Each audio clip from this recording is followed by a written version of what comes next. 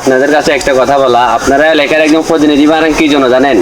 যে যার কারণে এলাকা ভালো থাকবে, সমাজ ভালো থাকবে, সরকারি ত্রাণগুলো সবাই পাবেন, সঠিক বিচার যেন পান।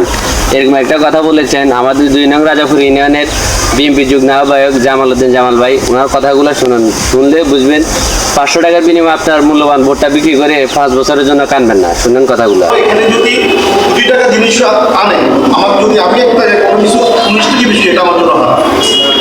মানে এটা আমার মন থেকে আমি কথা আসবে, যদি মানে 19 থেকে 20 মনে হলো অনেক আপনার লোক করে মানে এটা করে, যদি আমি বিন্দু উল্লেখ করি, এটা আমার বউ বাচ্চার জন্য হারাম।